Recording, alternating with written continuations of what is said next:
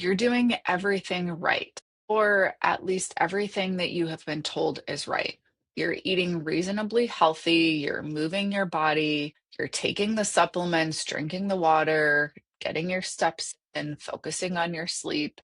And yet the scale doesn't budge. Maybe your jeans are feeling a little tighter than they were 6 months ago.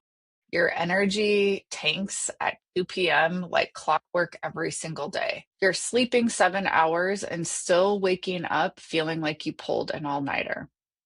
And the most fun part, you're also somehow feeling a little bit anxious, like that light hum of anxiety, and exhausted at the same time, also known as wired and tired. Simultaneously wired and depleted, which, by the way, has a name. We'll get there. If any of that just hit a little too close to home, stick with me because what I'm about to share might be the thing that nobody has told you yet, reason your body seems to be working against you. And spoiler alert, it has nothing to do with you trying harder or doing it more perfectly. Do you find yourself constantly grabbing convenience food or hitting the drive-through because of your busy schedule? Are you tired of your clothes not fitting and wish you felt more like yourself again? Does the word diet make you cringe because of past failed attempts that left you hungry and deprived? I'm Alisha, a wife, mom, fitness, nutrition, and lifestyle coach for women. After years of dieting, losing, and regaining the same weight, I realized I needed a new approach. I was burnt out from trying to be everything to everyone and chasing a number on the scale. To truly show up as the wife and mom I wanted to be and to finally find freedom in my health meant redefining my relationship to food, exercise, my body, and most importantly, to myself. I discovered the power of brain-based nutrition, fitness, habits, and routines to create a healthy lifestyle without restriction or deprivation. And now I'm excited to share everything I've learned with you.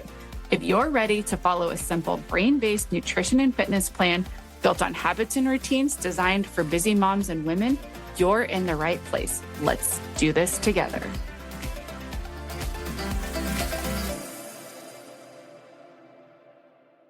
Here's what's actually happening inside your body when you're living the life that most of us are living at 35, 42, 49, whatever your age is. Your body could very well be running on cortisol, not just a little, but a lot, all day and possibly all night. Cortisol, as you know, or as you've heard, is your primary stress hormone, and in small doses, it's genuinely useful. It's what wakes you up in the morning, it's what helps you power through a big presentation or meeting that deadline. And in an actual emergency, cortisol is the hormone that could very well save your life. But here's the problem living in the year 2026 is that your nervous system doesn't know the difference between a bear chasing you, to back Zoom calls, a sick kid, maybe a passive aggressive email from your boss, a to-do list that feels like it honestly is never going to get shorter.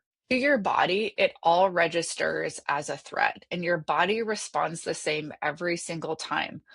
Cortisol floods the system, and when cortisol is chronically elevated, so meaning it's not spiking in a real emergency or at the times of day that it should, and then returning to baseline, but really just sitting at an elevated level day after day, your body does something completely logical from a survival standpoint, but that is totally frustrating from just your day to day perspective. It starts storing fat, and specifically, it stores fat around the midsection because your body thinks that there's a famine coming or a threat, possibly both. It breaks down muscle for energy because muscle is a metabolically expensive tissue, as we've talked about before, and your body goes into the mode of trying to conserve its resources because it doesn't know if you're going to need to flee from a real life threat. Can mess with your thyroid function, your insulin sensitivity, your sleep quality, and your hunger signals. If any or all of that also sounded like perimenopause, you're not just imagining that. So, what this means is that maybe you're feeling a little bit more hungry, you're feeling less satiated or satisfied, holding on to fat that you can't figure out how to lose, and rebuilding muscle might feel darn near impossible. This is not just a calorie balance problem like eat less, move more. This is something that's happening on a different level, hormonal level. And here's where it gets personal because the internal dialogue or the story that most women are telling themselves through all of this is that I must be doing something wrong. I must be missing something. Maybe I'm just not trying hard enough. I just need to be more strict. Tracking your macros while barely sleeping, you're forcing yourself to the gym when your body is screaming for rest, Googling why you can't lose weight in the middle of the night when you should absolutely be asleep. And every time something doesn't work, that story gets a little bit louder. Try harder, be better, be more consistent. What nobody is likely saying and what I want to say to you right now is that the problem isn't necessarily your level of effort. The problem is that you're pouring effort into a system that's been dysregulated at the hormonal level. You cannot outdiscipline a nervous system that is already stressed and running on empty. I'm going to say that again because I mean it. You cannot outdiscipline. So, this is not about more discipline. This is not about more willpower when your nervous system is running on stress. And honestly, there's something bigger going on here that I really do think is worth calling out and naming. We live in a culture that really glorifies being busy, that treats rest as being lazy or slothful, women, especially women who are building businesses, raising families, showing up for everybody else in their lives, that the answer to everything is to just push harder, try more, do a better job. That really is the lie. And a lot of us have been living inside that for so long that we've forgotten it's not actually even true. Your body is not your enemy. It is not broken. In fact, it's doing exactly what it was designed to do in response to a high stress situation. The only difference is you're likely not running from a bear. You're likely not facing like a real, actual emergency level threat. It's just that rapid growing to-do list, the changes to the schedule, the being busy all the time. Now, I want to tell you quickly why this one is personal for me. There was a season in my business and my life where I was doing everything right by the books, right by the fitness industry standards. I was eating super clean, I was training consistently, sleeping reasonably well, and I was probably feeling the most depleted, the most stuck that I had ever felt. I kept thinking that maybe I just needed a harder program, I needed more intensity, I just needed to do a better job. What I probably actually needed was to take a chill pill and relax, to understand that my nervous system had been in overdrive for so many years that my body had basically decided that it was more important to prepare for an emergency or to survive than it was to thrive. Once I learned that and started actually working with my body instead of bulldozing through it day in and day out, that is where things began to change. My energy, my body composition, my mood, my performance in the gym, all of it. And I want that for you too. Not in a, here's a 6 weeks, a 6 week fix kind of way, but here is really how your body works. We can stop fighting it and how we can start partnering with it kind of a way. So let's get into some of the science because I promise that this is maybe going to be that missing piece for a lot of you that finally makes things start to. So if we talk biology for a second, and we'll keep this as interesting as we can, cortisol is produced by your adrenal glands. So it's those two little glands that sit right on top of your kidneys. They're part of your HPA axis, which stands for hypothalamic pituitary adrenal axis, which is a fancy way of saying your brain, your stress command center, and your hormone output are all connected in one loop. So when you experience stress, and this really is any kind of stress, your brain signals the adrenals to pump out some cortisol. You might notice your heart rate goes up, blood sugar spikes to fuel either that fight or flight response, like do we need to take off running? Do we need to fight to save ourselves? Digestion slows down because we do not need to be digesting food when we're either running from a threat or we're fighting. And our body starts to break down stored energy. So in a short-term emergency, that's a perfect system, works very elegantly. It actually is what we would want. But when the stressors never seem to stop, so when it's, feeling like the most Monday ever, and that's how the whole week is going, system stays on, and chronically elevated cortisol really can do a number on your body. So here's what chronic cortisol can do, and I want you to notice how familiar this list might sound. One, it promotes fat storage, specifically visceral fat. So that's the kind that covers the organs, it sits in the midsection, not because something is wrong with you necessarily, but your body thinks it's protecting you. This is one of those things I say often. A lot of times we feel like our body is working against us, it's just like rebelling. But really and truly, when we understand what's happening physiologically, biologically, it really starts to make sense. Our bodies were a part of an amazing design. And when things are working well, everything seems to work well. However, a lot of times it feels like our body is fighting against us because it's just trying to protect us, right? It's just trying to help us survive. So, two, breaks down muscle tissue. Your body uses muscle protein for energy when it's in that stress mode. So if you're trying to build or even maintain muscle and you're chronically stressed, you're kind of working against yourself, right?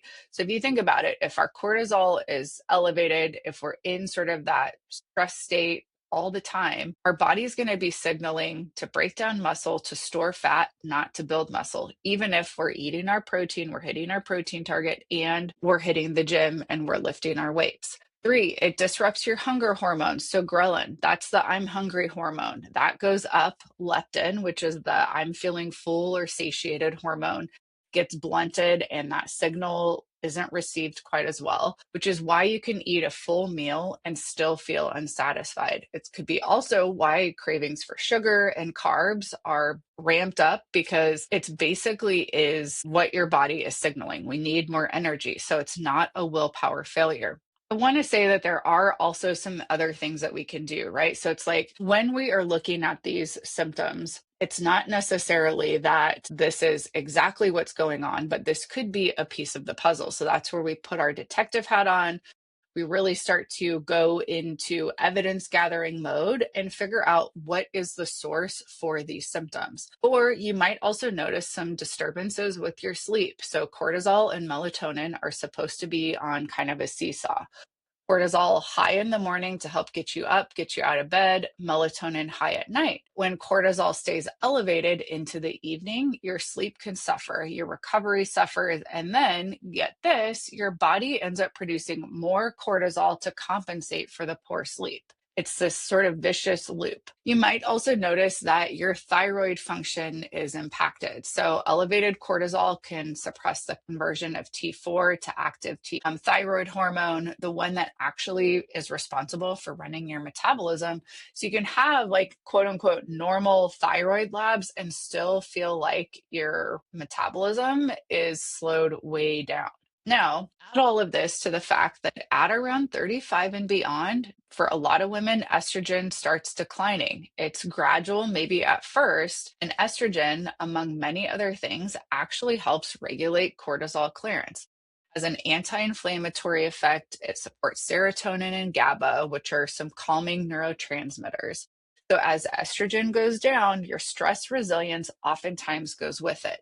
The same amount of stress that might have felt manageable in your early 30s or your 20s can really feel like it's been ramped way up or even destabilizing or debilitating at 42, 45. So again, this isn't like something being broken or wrong with your body necessarily, it's just the physiology. So let's talk a little bit about the nervous system piece, maybe why you're feeling wired and tired all at the same time.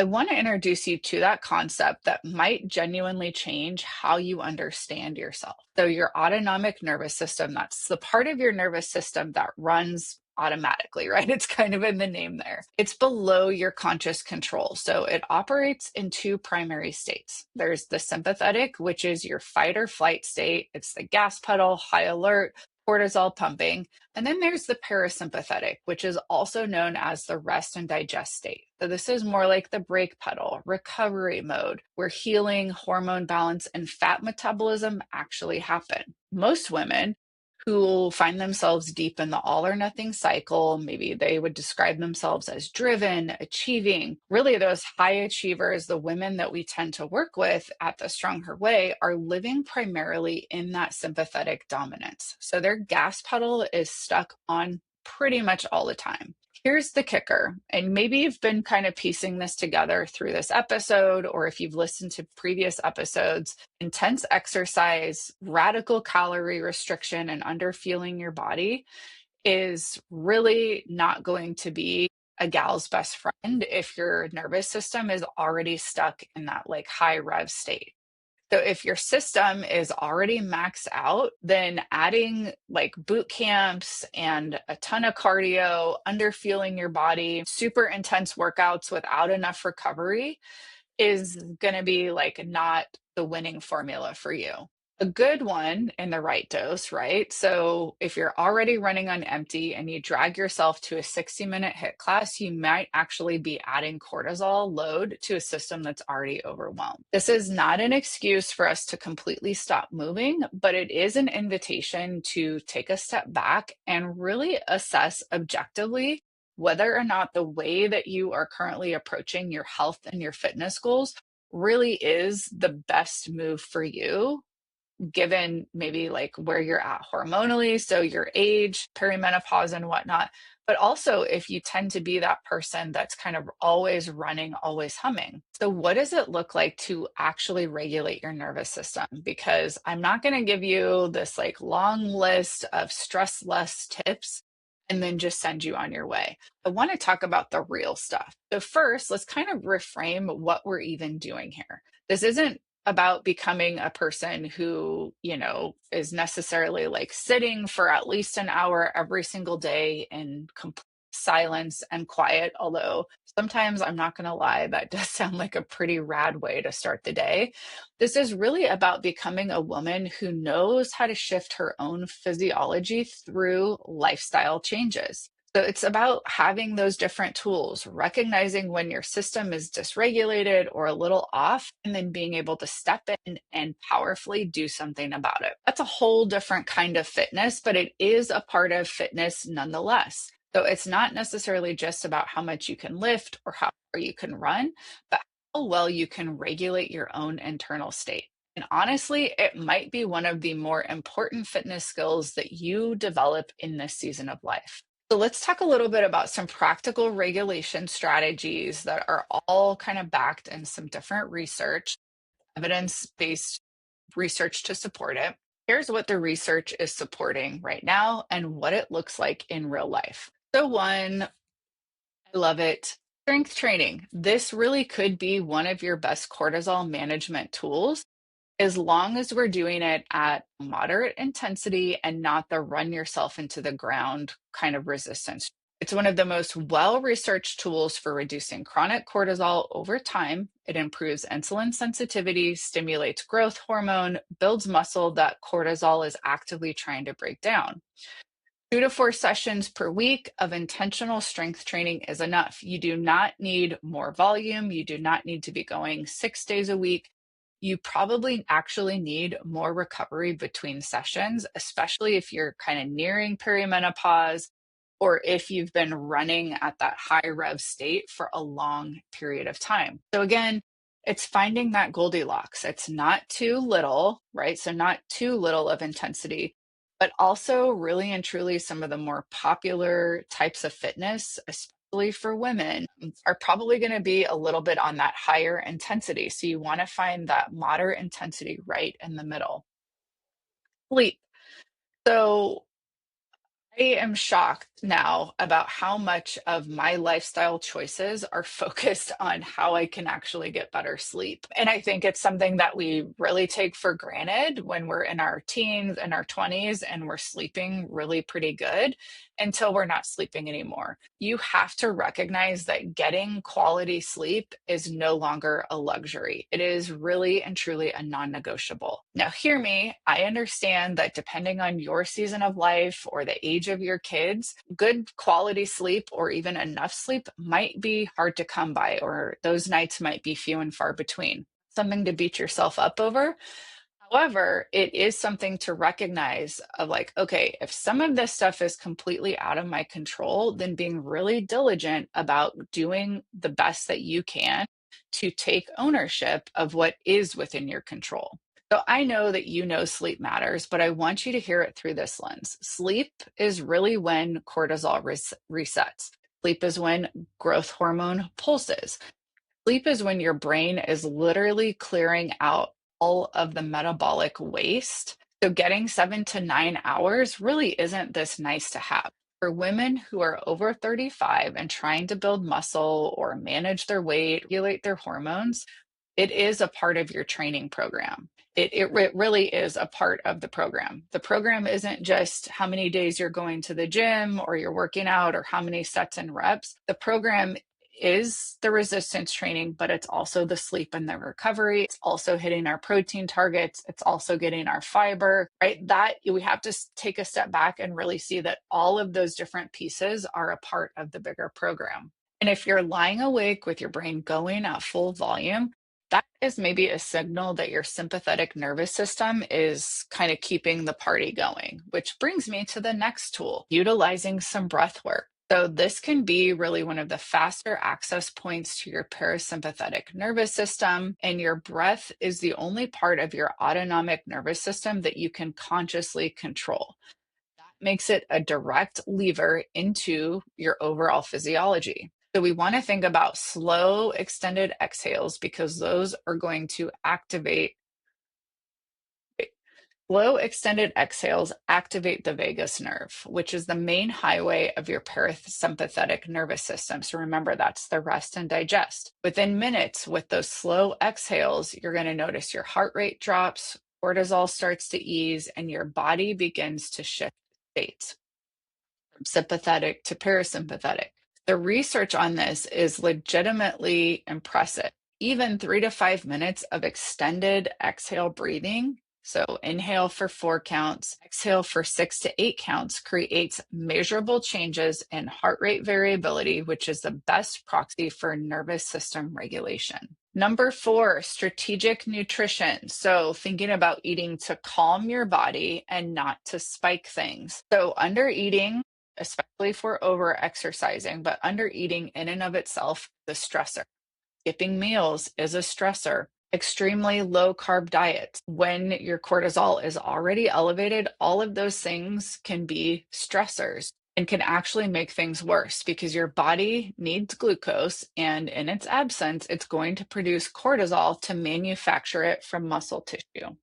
So, this is why women who oftentimes go extremely low carb for a lengthy period of time under high stress actually notice that they're gaining weight, they feel terrible, and they're even noticing maybe some muscle loss.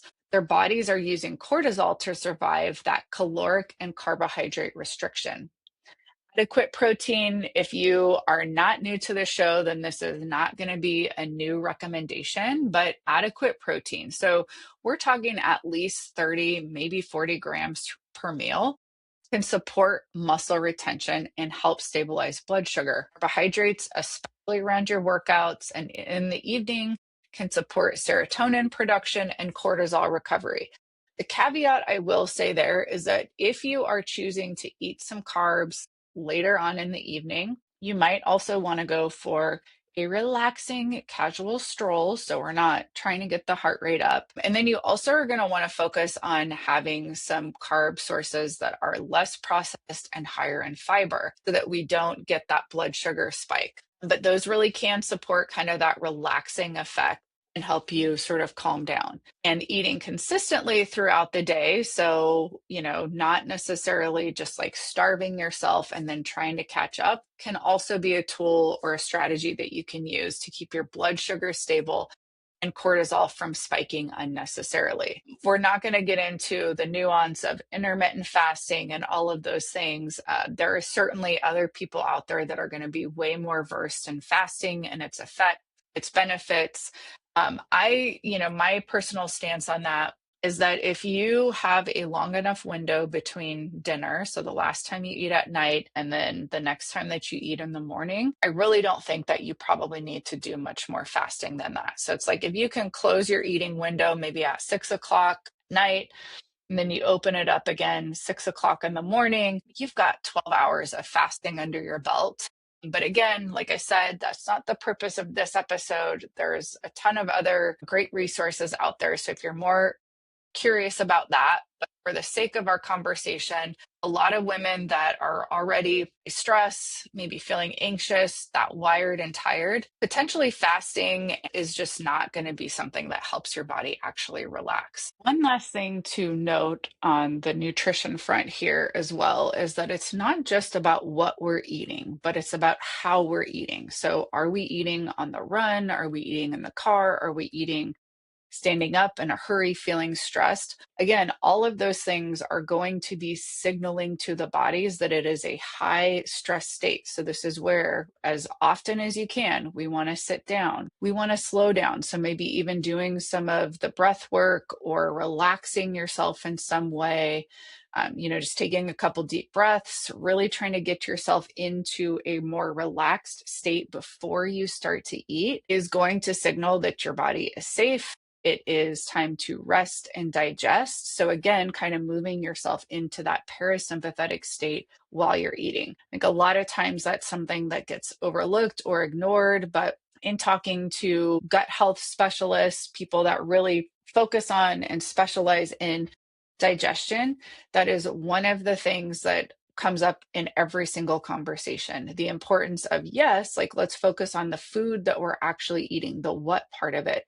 But we also want to focus on the how. So, what state is our body in? And we want to try to get it into that rest and digest parasympathetic state before eating as well. And then 5, rest as a practice and not as a reward. So, one of the most countercultural things I can tell you is that rest is not something you have to earn. Rest is actually required. And we're always going to be so much more effective and impactful when we work from a place of rest rather than working to earn rest. Your body does not recover during your workouts, it recovers and builds muscle tissue after.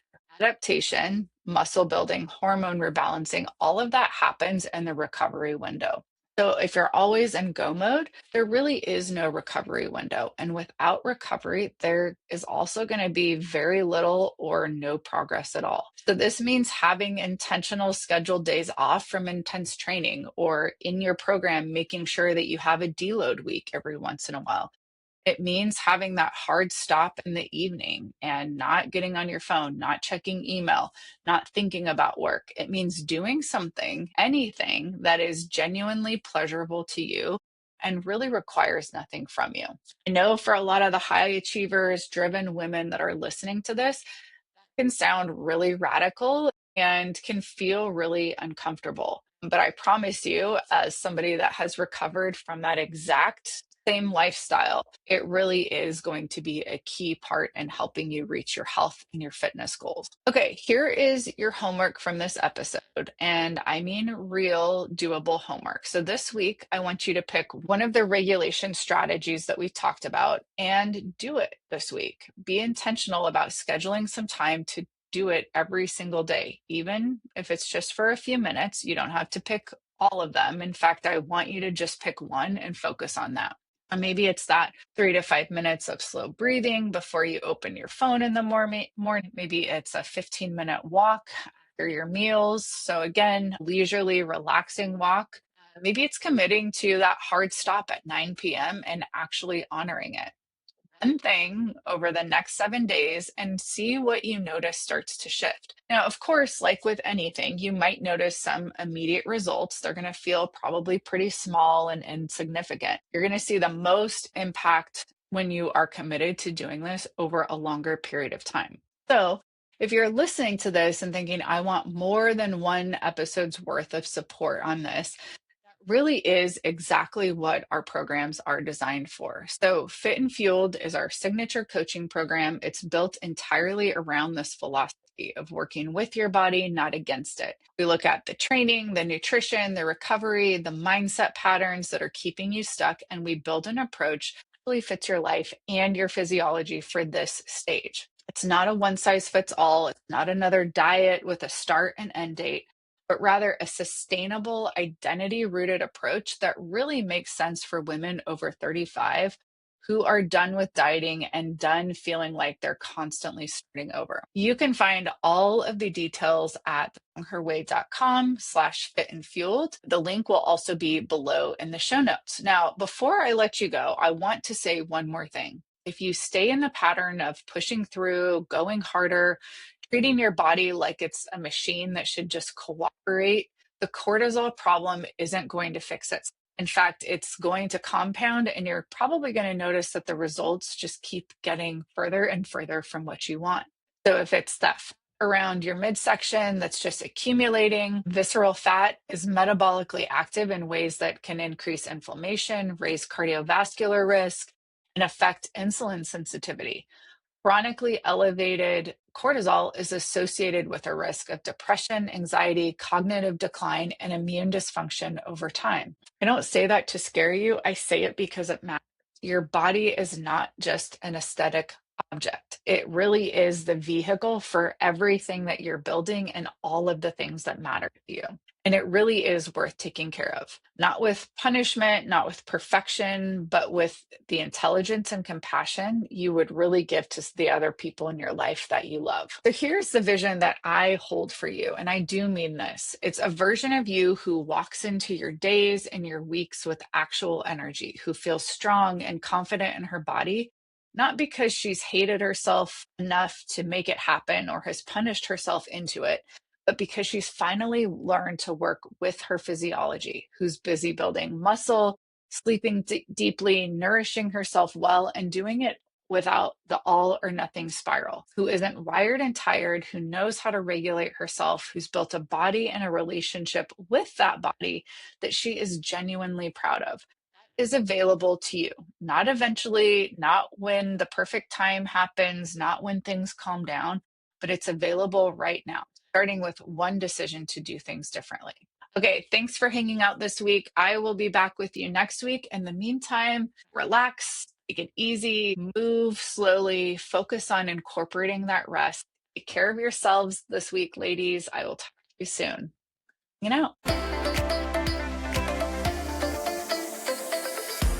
Thanks for tuning in to The Strong Her Way. If you're ready to redefine your relationship with food, exercise, and yourself, remember it's all about building habits and routines that fit into your busy life without restriction or deprivation. I hope today's episode inspired you to take the next step on your journey to a healthier, happier you. Don't forget to follow the show so you never miss an episode. And if you found this helpful, please leave a review and share it with other women who need a little extra encouragement. Together, we can all become stronger. Until next time, stay strong and keep moving forward.